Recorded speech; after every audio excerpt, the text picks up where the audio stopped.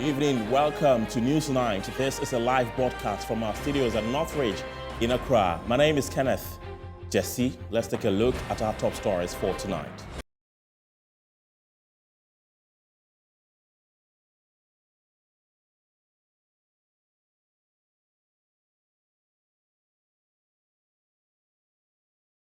Miners whose activities continue to destroy the environment as the Ministry of Lands and Natural Resources commissions 100 mercury-free mineral processing equipment for licensed small-scale miners.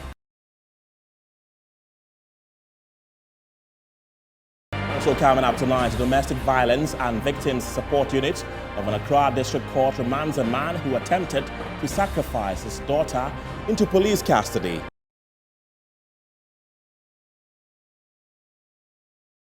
Religious leaders in the country urge congregants to be on guard.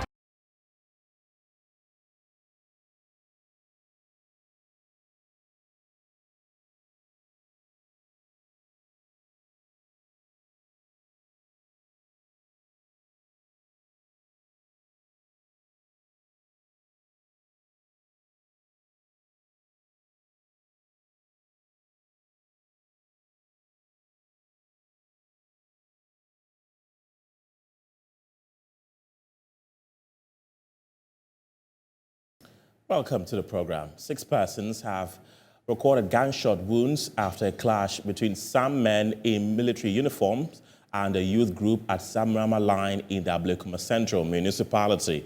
The men in uniform are said to have attempted to demolish a structure being built on a disputed land, but after meeting stiff resistance from the youth who claimed to be relatives of the owner and caretakers of the project, the supposed military officers fired gunshots, injuring 6 of them. The group of men who resisted the activity overpowered the armed men and subsequently took them to the Dansoman police station. A statement just in from the Ghana Police Service says the police have taken into custody the soldier man leading the attack and 2 other persons involved in the shooting incident.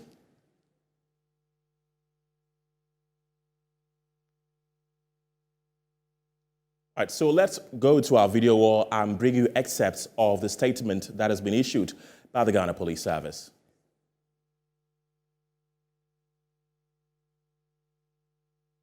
Right, and it says the police have arrested and taken into custody a soldier, Sergeant Isaac Abe, and 2 other persons, Godfred Amegbo and Ofe Dakon, for their alleged involvement in a shooting incident on a disputed piece of land at Zamrama Line, a suburb of Accra, on June 4, 2022. It continues by saying, suspect Sergeant Isaac Abe allegedly shot and injured 4 people on the said piece of land. The victims, Ali Ashile, Akim Zimbo, Salam Musa, and Faisal Khalid Azuma, who sustained various degrees of gunshot wounds, were sent to the Kolebu Teaching Hospital for treatment. 2 of the arrested persons, suspect Godfred Amegbo and Ofe Dako, who were posing as soldiers, also sustained some injuries and were sent to the Kolebu Teaching Hospital for treatment. In their statement to the police, the 2 claimed to be military personnel, but the claim has not been established by our investigations.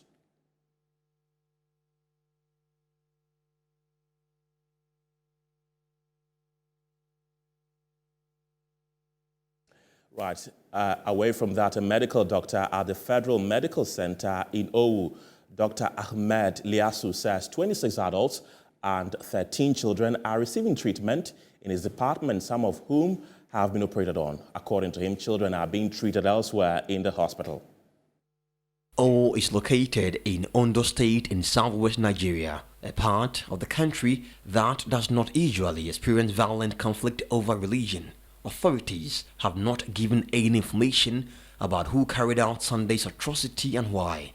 Nigeria has severe problems with violence and criminality in several regions, including Islamist insurgencies in the northeast, mass abductions for ransom in the northwest, and crude oil smuggling in the far south. The Owu massacre did not fit into any of the common categories. Medical Director at the Federal Medical Center in Owu, Dr. Ahmed Liasu, says 26 adults and 13 children are receiving treatment in his department, whilst children are being treated elsewhere in the hospital. The number we had there yesterday was 39.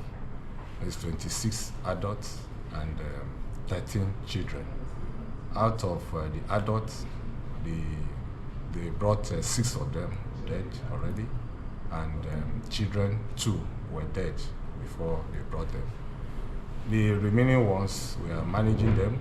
Those that needed to be operated on was operated on yesterday. They were operated on yesterday, and they are doing fine.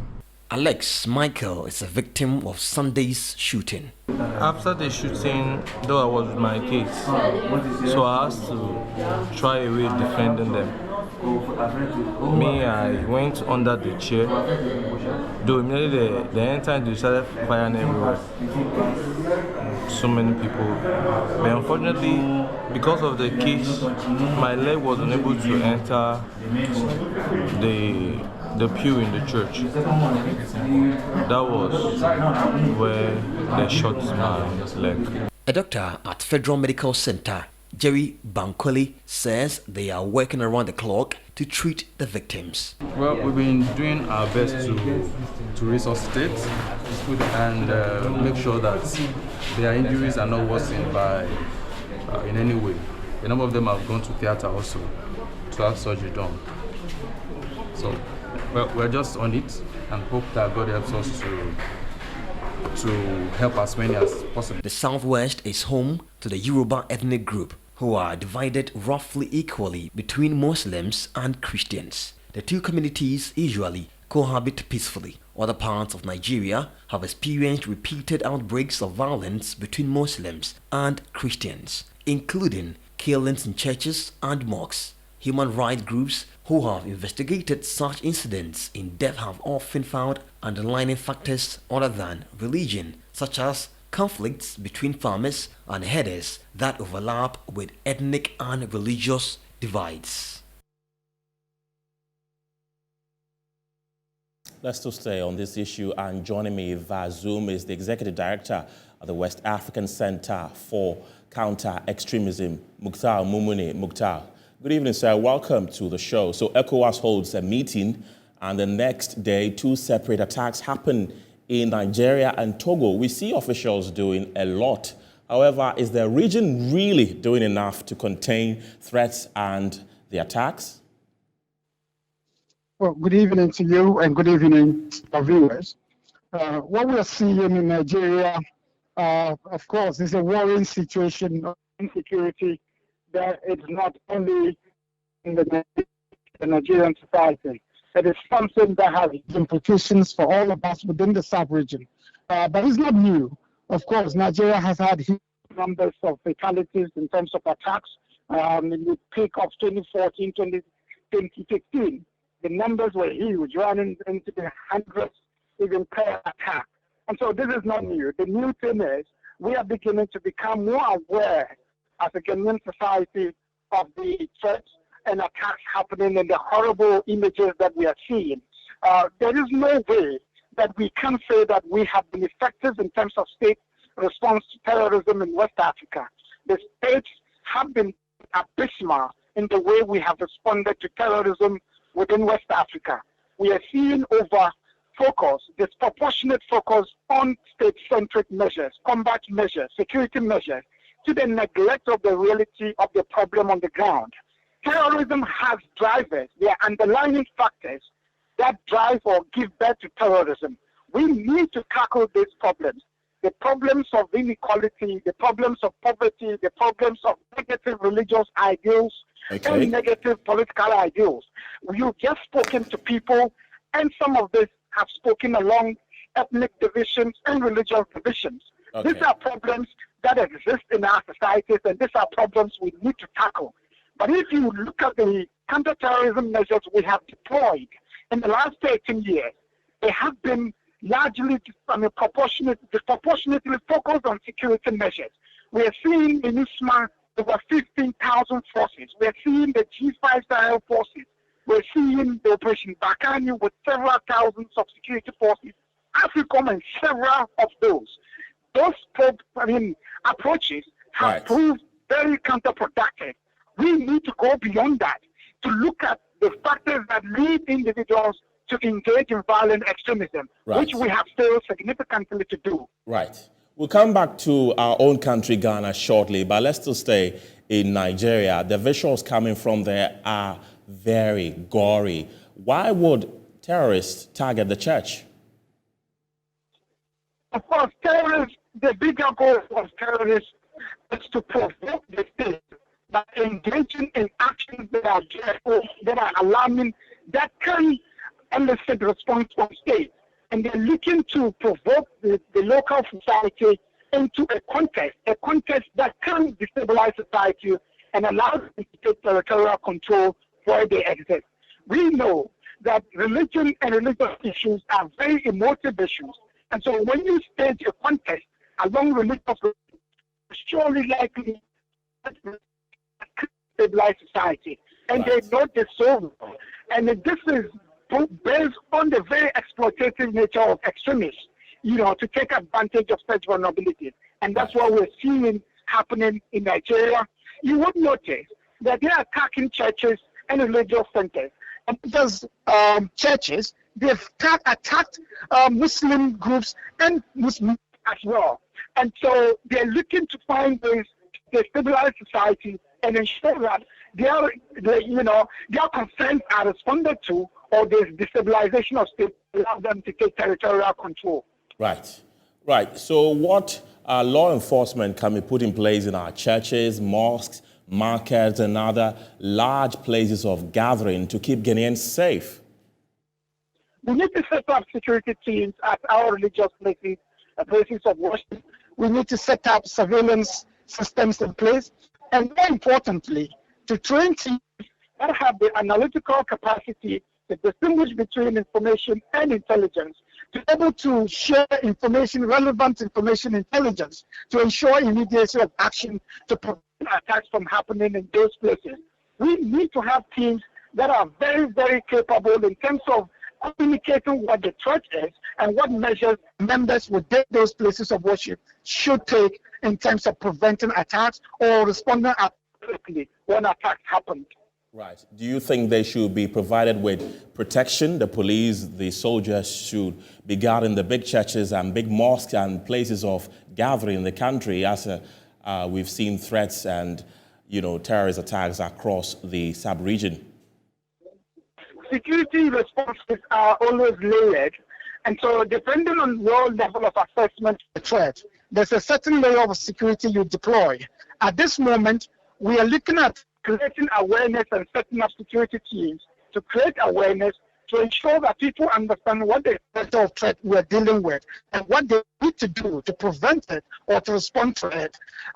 Looking at deploying security military men to places of worship, the numbers are woefully inadequate. And so we would be looking at the strategic locations that security men need to be deployed.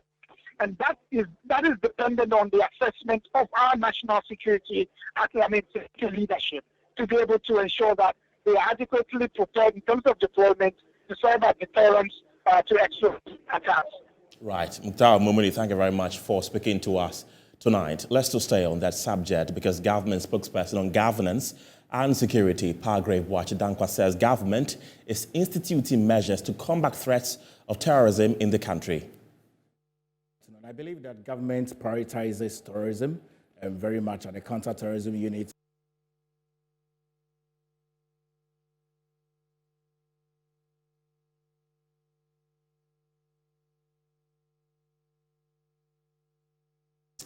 And congregants in the Ashanti region have been urged to be on guard and extra vigilant to foil a possible terrorist attack. Religious leaders in the region say they are putting in place stringent measures aimed at protecting their members as threats of possible terrorist attacks in Nigeria and other sub-region countries heightens. A recent terrorist attack in neighboring Togo and Nigeria, which resulted in the death of dozens, has sent shivers down the spine of many Ghanaians.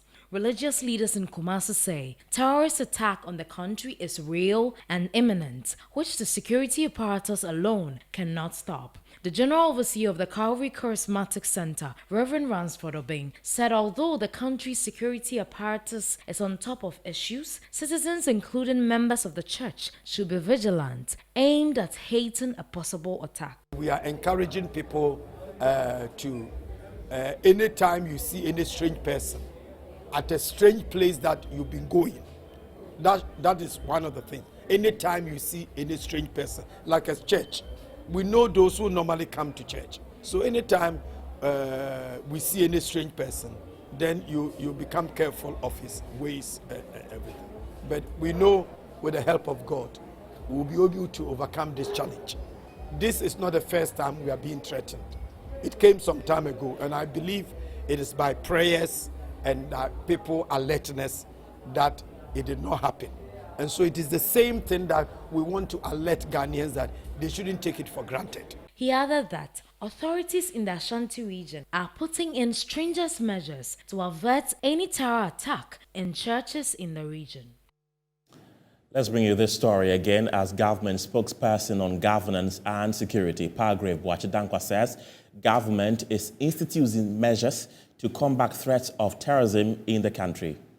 To ensure that terrorist actions are brought to the barest minimum. We have what we call to prevent, to make sure that continually we are preventing the acts of terrorism coming into our country. We preempt to make sure that we are entering into the mindset of terrorism to be clearly understand where their actions are. We protect to make sure that we are protecting our Ghanaian citizens, and then finally we respond.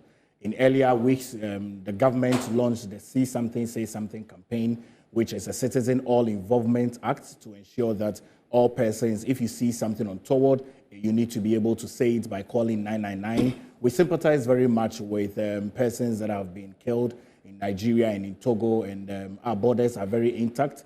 We are making sure that surveillances that we are picking up, especially as we have picked up over the weekend in Garu, the northeast of the country, we've lifted up high surveillance security there. Our police and our military are there to make sure that the people of that community are safe. And clearly, you are aware that tourists would come into the country primarily because of our resources that we have, our gold, our bauxite, our iron, our oil, and our iron. And clearly, if you see that they are coming in, our goal is to ensure that continually we are engaging the citizens in this involvement. Government on its part is ensuring that we are releasing patrols in the streets and at various vantage points. We're also securing all military installations in the country to ensure that any intelligence that we pick as to what is happening, we're able to avert all those incidents. And then you call the 999. I'll just like to practically just put this record, because there are times that people claim that when they call, nobody picks up. So I'm dialing 999 over here, 999, and then I'm going to make a call, okay? It's just for us to be able to see how it works. You call 999, and then you will typically just tell people where you're calling from. Sometimes you don't even necessarily need to mention your name or where whoever you are. So let's wait and see. Hello, good afternoon. Good afternoon. My name is Palgrave Boakye-Danquah. I'm the government spokesperson on governance and security. You are live on Metro TV. We are testing the line. Is this 999? Yes, please. This is 999. And this is the tourism unit. When we have issues, we see something, we say something on the unit. Yes, please. So you know the numbers to call when you suspect any act of terrorism. We'll be back after this break.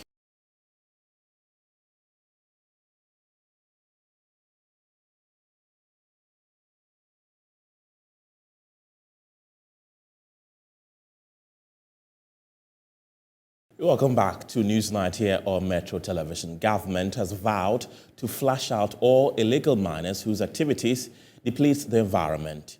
Commissioning 100 mercury-free mineral processing equipment, President Akufo-Addo promised to support small-scale miners who mine responsibly. Many small-scale miners rely on mercury to extract gold from the ore. The practice, however, has serious environmental and health impacts on communities in which they are used. Apart from contaminating water bodies and destroying aquatic life, high exposure to mercury by inhalation can result in damage to the nervous, digestive, and immune systems. Experts have warned of dire consequences if urgent actions is not taken to eliminate the use of mercury in small-scale mining. On the back of this, government, through the Ministry of Lands and Natural Resources, has procured 100 mercury-free mineral processing technologies, dubbed the Gold Catcher, for small-scale miners to gradually eliminate the use of mercury in small-scale mining. Minister of Lands and Natural Resources Samuel Abo-Jinapor, at the commissioning, said the equipment will be distributed fairly and equitably in mining communities across the country. The ministry commits to ensure that the distribution of these equipments are done fairly and transparently. Distinguished guests, ladies and gentlemen, the policies and strategies being implemented by the Ministry of Lands and Natural Resources are to promote viable businesses for Ghanaians who intend to work in the mining industry, whilst at the same time protecting the environment. President Nana Addo Dankwa Akufo-Addo, who commissioned the equipment, vowed his administration will protect and safeguard Ghana's environment by halting all activities of illegal miners. I was convinced, and I'm still convinced, that small-scale mining can and should be done sustainably. There are several of our compatriots who are mining responsibly and are employing the protocols that have been established by the Minerals Commission, and government will continue to support them, to offer them its support. However, there are still some who have vowed to seek only their selfish, parochial interests at the expense of the collective national interest. These are those who pay no regard to the sanctity of our forests, water bodies, or environment. Let me assure them, the government will not relent in its efforts to flush them out of the ecosystem. Government says it will continue to promote policies and programs that encourages sustainable mining. Henry Kwesi Bedu, Metro News, Accra. Let's still stay on illegal mining because for several communities along the Fantiakwa South district of the Eastern region, water is a prized commodity. Illegal mining has polluted almost every water body in the area, leaving residents to trek many kilometers in search of this basic commodity. Our Eastern Regional correspondent Kofi J has the rest of the story. For residents of Osino, Dome, Jampomeni, and Achim Himine communities, the search for water has no end in sight. Though their lands are washed by rivers Brim, Densu, and Akersu, searching for the commodity is a Herculean task. Generations have depended on these sources for domestic use for years, but they no longer can. The rivers are heavily polluted by illegal mining now. Farming has also been affected.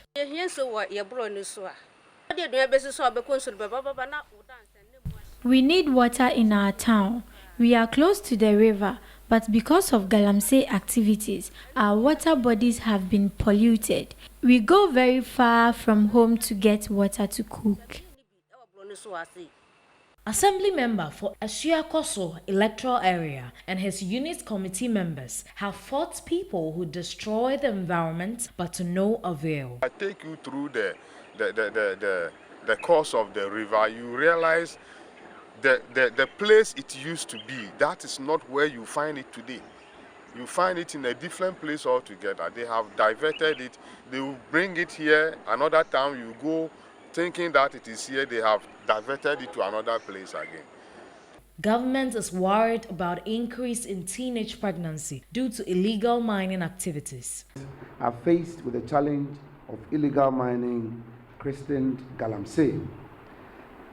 These activities and the situation is militating against the socio-economic development of the affected areas. For instance, looking at the state of agriculture, our farms are being destroyed by illegal miners. Government has therefore procured 5 speedboats and 200 marine guards to patrol these water bodies. Deputy Minister of Lands and Natural Resources, George Merkuduka, believes fighting illegal mining is a collective effort. Now we've employed no less than 1 million citizens of this country. We could, through the small-scale mining, we believe we could generate more to, in a way, inject flesh into the economy. It's very important. So let's come together as Ghanaians. Let's holistically, fight this menace. The plea by the residents is for government to intensify the fight against illegal mining to save their water bodies. Let's shift our focus away from illegal mining as the Director of Technical Services at Gridco, Engineer Dana Mate, has described as illegal and costly the indiscriminate settlement of individuals around the national transmitter, which is also known as right-of-way. The transmitter, he added, is protected by law. We had some challenges. We worked with Adenta, and we were able to move people under the right-of-way right from Adringano all the way to Fiesta Royal Hotel. But what we see is that if we don't follow up, and we cannot leave our work to be doing this all the time. So when we move the people, they come back. Maybe after 2 or 3 weeks, they come back. That is why we have decided that this time around, we are having a task force. And their duty will be to police the right-of-way at all times. 24/7, the right-of-way is going to be policed. We are going through the processes to ensure that we have the men and the facilities and all the other things that we need to be able to do that. We work with the MMDAs. We did this with Adenta, and we've also done it with Ayawaso. So we all see the need to protect the right-of-way. If any conductor should fall, lives are going to be lost, and we're not going to sit unconcerned. So very soon, the 3 groups of task forces that my boss mentioned will be commissioned to take up the policing of the right-of-way properly. Well, the Ghana Water Company Limited says high operational cost is pushing the company into debt. Stanley Mate, who is head of PR and communications, said the increase in the dollar exchange rate, inflation, pollution from illegal activities, among others, are contributing to the high operational cost, hence their proposal for tariff increment of 344%. Look at the cost of chemicals now, which we import from outside. This year alone, it's gone up by 60%. Apart from that, the dollar is also appreciating against the cedi. Now, the third aspect on the depreciation of the cedi alone is the quantities of chemicals that we use as a result of the pollution of our river bodies. So now we have had to use more quantities of chemicals in the production of the same volume of water that hitherto we're doing. And then the cost of that chemical is also gone up.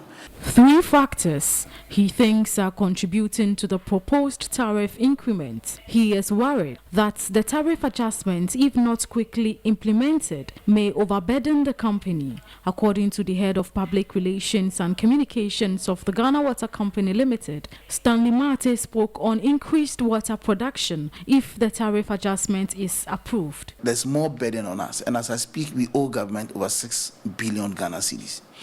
Now, if we do not get the current tariff that we are proposing, which it means that we are always going to be saddled with debt, and it will make our operations very, very difficult. I think Ghanaians must appreciate the fact that there is the need for upward adjustment of our utility tariffs, especially water. If this current tariff should be accepted, then it means that we wouldn't have any astronomical rise again. And then between 2026 and 2030, we should have 100% access to water. A section of Ghanaians, however, think the government should be responsible for the increment. We're in the hardship already. We are dead. We don't know when we are going to be buried. We can't pay. Half of this money we can't pay. It's too much for us. Enough is enough. Ghanaians cannot adjust to it. What is going on is not good. You bring E11. Now the E11, people are already crying. You shouldn't try any increments. You should take it from somewhere. Hey, with the increase on the fuel too, then we are going to die. Then that means we'll travel from Ghana and go and find somewhere to survive without any from water bills. It's going to be increased, pipe bill. What work are we doing? And how much is our salary? The Ghana Water Company Limited and the Electricity Company of Ghana proposed an increase in tariff for the year 2022. According to both utility companies, tariff should be increased by 344% and 148% respectively. But looking at the current economic situation of the country, do you think Ghanaians would be able to adjust to these increments? For Metro News, Zoe Anita Ode, Accra.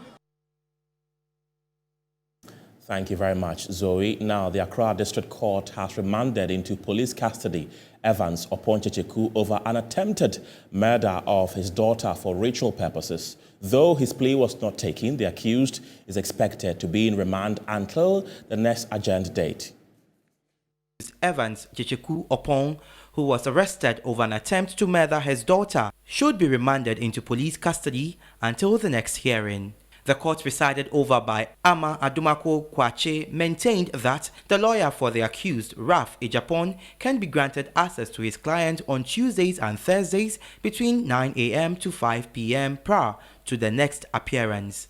Evans Checheku was arrested on June 3, 2022 for attempted murder after the police grabbed him at the residence of a ritualist who gave a tip-off about the man's intention to kill his daughter for money rituals. The accused, Evans Checheku, had arranged with the ritualist Nana Edubuafo, who had earlier instructed him to present pythons for the said purpose of money ritual and cleansing. The accused, who told the ritualist he was afraid of snakes, opted for human sacrifice instead. With a date scheduled for the collection of items, the accused picked his daughter from her mother with the intention of sending her for measurement at a designer's shop for a new dress. Apparently when I came, he had been brought here, and then the plan of the prosecution was that they were going to seek remand because I was told he had been in custody for about 48 hours or so. And because I had not been fully abreast with the facts of the matter, I decided not to oppose the bail application. I decided not to apply for bail. I wanted to, apply for unfettered access, which the court granted, that, the suspect be available for me to see him so that we can confer, for him to also tell me his side of the story. The case has been adjourned to June 20, 2022, though Evans Checheku's plea has not been taken yet. Away from that, an NDC communicator, Dela Kofi, has reported himself to the office of the special prosecutor. This was after the office secured a court warrant for his arrest. The OSP in the release said the suspect turned himself in today with his lawyers after finding his name on a list of wanted persons released by the special prosecutor on June 3, 2022. Per the notice, Dela Kofi was charged with corruption and corruption-related offenses and forgery of official document.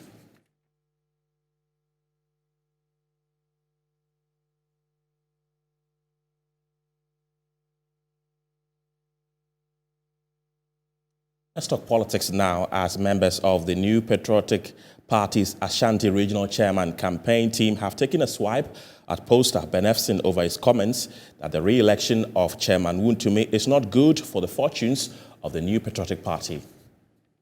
And Ben Efson is somebody that you can also not take him out of our everyday politics. Sometimes you give predictions, it comes to pass for some people. What he said is from the angle that he was looking from, and the things that I think he was hearing on the ground. But when every media house in Ashanti region was against Chairman, you understand? When every media house was against him and a lot of things that people were saying, the things that they were saying about the Chairman, I think that gave him the chance, or that made him say certain things about him. But I'm surprised after the elections he's still talking. If Chairman's victory will not be the best for Ashanti region, I'm also asking him that will it be the best for his team or his office? I don't even know what he does. He's a poster, right? And sometimes even pastors who prophesy into our lives get it wrong. So if the victory is in now, what I'm expecting from him is to say things that will bring everybody together. You understand my point? Those who didn't support chairman, they are all here. They are all around here. You, the media house, has been with us since we started this program in the morning. Have you asked anybody out? So when you say that, and they're all grassroots people, they all turn against chairman. They said a whole lot of things. Meanwhile, these are boys or these are guys who are benefited from chairman. I don't think Ben Epson got it right. This time, I think I have to tell my senior brother, he didn't get it right. I don't know where he is coming from. The delegates, among the 4 people who were vying for the chairmanship, the delegates saw that Wontumi is the best person who can lead the party in Ashanti region to go for the ultimate in 2024. That is why they voted him. So if Ben Epson comes out, he should come and prove how much he did give it to them. He should come and prove. I sometimes don't understand why you have made a prediction that Wontumi is going to lose the election. God on our side, we won. And you quickly turn around and come in to tell the public that they were induced. I don't think it's a fair comment. You have to come out and apologize to even the delegates who went and chose Wontumi. Away from politics, Vice President Dr. Mahmoud Bawumia has cut short for the construction of 32 state-of-the-art technical and vocational educational training centers across the country. According to the Vice President, this forms part of the Akufo-Addo-led government's efforts to advance the industrialization agenda of the country. Vice President Dr. Alhaji Mahmoud Bawumia at a short ceremony said the government has created innovative programs and projects in education sector for all Ghanaians. According to Dr. Bawumia, the first phase of the landmark project consists of the development of 9 state-of-the-art centers. He added that the overall agenda of the government is to ensure that Ghanaian students become globally competitive. The MPP government over the last 5 years has worked to improve on governance and management by establishing the Commission for TVET and the Ghana TVET service through the passing of Act 1023 and Act 1049, respectively, to enhance quality, expand access, and increase funding for TVET. Dr. Bawumia added that government was committed to spur economic growth of the country, thus putting in much effort to invest in the area of TVET education across the country.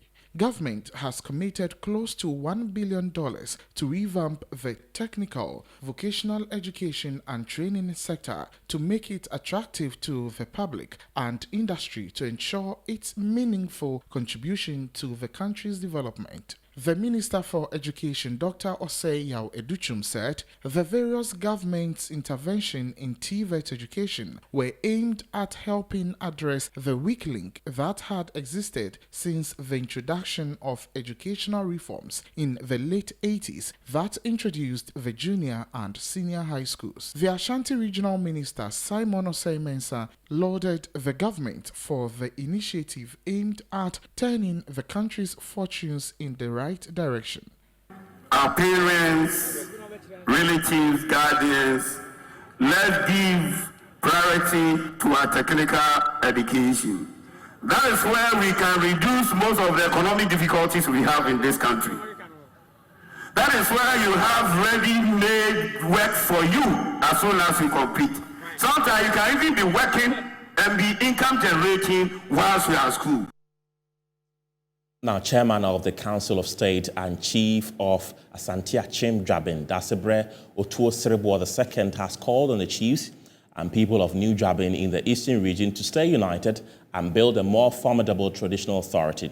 Dasebre Otuo-Serebour's call comes after a short traditional ceremony to outdoor a new chief of New Dwabin, known in private life as John Yabua Jemfi, on Monday afternoon in Koforidua. We'll be back from the break with the latest in business. Stay with us.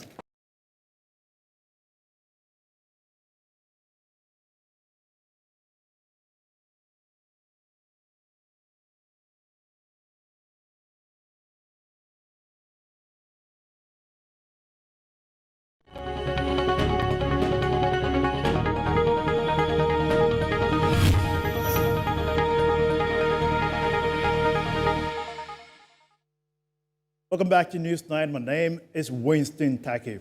And now to our first business story. The head of research at the Chamber of Petroleum Consumers, COPEC, has attributed the recent rise in petroleum products on the market to the bulk oil distribution companies who are currently charging consumers for about 2 cedis, 30 pesos. OPEC predicted that in this first window of June, which started from the 1st June 2022, we predicted that price of petroleum products, especially that of petrol, will surge by about 9% and diesel declines by about 2%. However, a careful look at the market indicates that the price of diesel have rather surged higher compared to the prices of petrol. We at COPEC believe that some of the BDCs are overcharging their margins on the buildup. For example, if you look at how much the BDCs are selling a liter of diesel in this current window, which they are selling at around 10 Ghana cedis, 10 pesos per liter to the OMCs, it means that the BDCs are charging a margin of about 2 Ghana cedis, 30 pesos per liter. And that is quite big. And for that matter, we are calling on the various stakeholders, including themselves, the BDCs, should carefully look at their margins on the build-up and then reduce it downwards for everyone to benefit. Because even the government has decided to take off some of its tax revenues on the build-up by about 15 pesos per liter. So why should the BDCs be charging such huge margins, making it reflective on the market where diesel sells around 2 Ghana cedis, 12 Ghana cedis, 50 pesos currently, compared to a lesser price COPEC projected.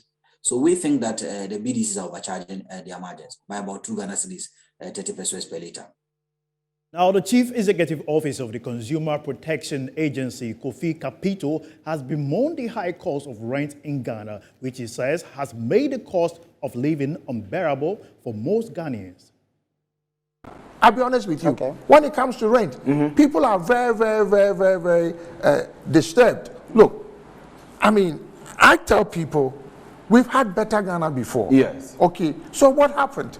What happened that now all over the place, nothing is working? Rent is very important. Everybody needs a shelter. Okay, you cannot even think if you don't have a decent place to put your head. And that is what is happening to people. So if we say, and government says it's going to do what is affordable? Are we looking at the salary of civil servants? I'm not talking about the people at the top. Most of chief executives of government institutions, based on their official salary, cannot even afford it. Will not be able to pay. So what are we doing to ourselves? We have educated people. We have people who have traveled, people who have worked, who have lived in these jurisdictions that I'm talking, who enjoyed all these things. When they come to Ghana and they are given the nod to supervise and make my life and your life better, they mess us up. Because all I'm saying is, look, from Rawlinson's time, we did affordable housing.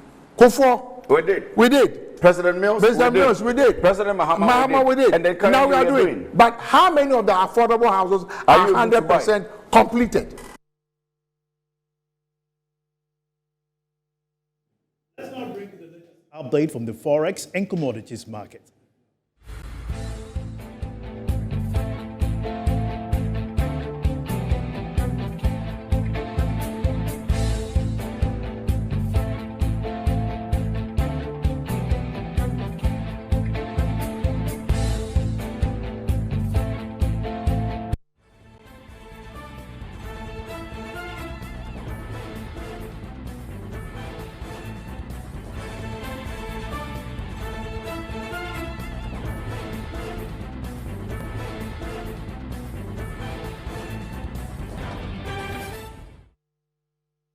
That'll be all for business here on Newsnight. My name is Winston Taki. Phil John Quarter is standing by with sports. Phil, over to you.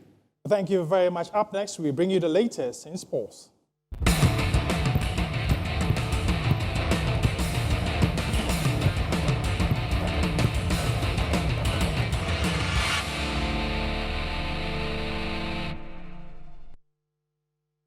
Ardent fans of Asante Kotoko have welcomed the club's success in the Ghana Premier League after clinching the title. And today's game is a very nice game, but we hope Kotoko need a lot of experienced players maybe to mix up the people before the Africa. But see, it's gradually. But we are praying for the best. The team will be very strong. I'm proud of Kumasi Asante Kotoko. I'm a diehard supporter of Kumasi Asante Kotoko. And also, by His grace, we've made it. And I'm very happy. Nana Aponsah, the CEO, his second year having the league, the Ghana Premier League as well. And also, I wish Kotoko all the best in Africa. Both teams did their best. I pray that both teams will keep their consistency, and the next year or next season, we will see a better game than this. And I wish Kotoko in Africa that they are going. They need to improve the team by buying 1 or 2 players to beef up the team. That's your sports. My name is Feo John Corte. Studio is standing by for the latest in showbiz. Thank you, Phil, for the updates in sports. It's time for entertainment news.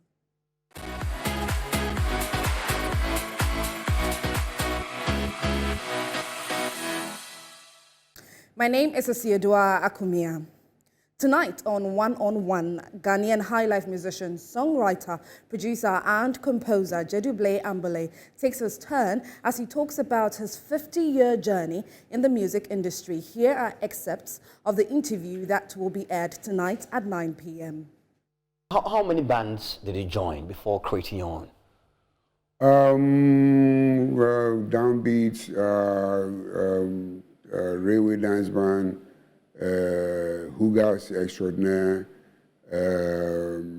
Gaylouts, and from Gaylouts, Meridian Dance Band, and from Meridian Dance Band, I came to Huru Dance Band as a bass player. So with the Huru Dance Band, that's where my creativity was exposed. Your creativity as in singing? As a composer, singer, musician, because there was a friend, because in the Uhuru Dance Band, Ebo Taylor was my leader at that time. Great. And a friend of his, the late Bansi Angel, he was with Ebo Taylor, back in England. And then, so he came to record Ebo Taylor. And I told him that, oh yeah, I also have some songs. Then he asked me to play. So he came to my room, I picked up the guitar, played. He said, okay, let's add it to the recording. And lo and behold, that was the beginning of Ambole. That's the music that I heard Kwaji, Booster, and things like that. That's the thing that exposed Ambole, let Ghana know that there's somebody with the name Ambole. So this Kwaji, Booster, and things like that, we were doing it back in Second D. With Michael Equals, because we didn't have monies to buy congas. Now for our next story, a rare 1679 violin made by renowned Italian artisan Antonio Stradivari is headed for auction next month, where it could fetch up to $11 million. The Helia Stradivarius is the finest inlaid violin ever made by Stradivari and one of the finest Stradivarius instruments in existence.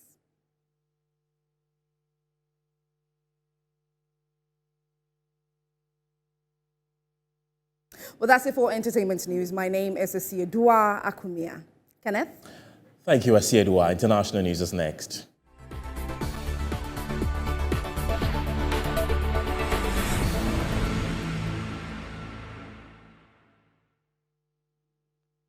UK Prime Minister Boris Johnson is facing a confidence vote today after a growing number of lawmakers in the governing Conservative Party questioned the British leader's flagging authority over the Partygate scandal.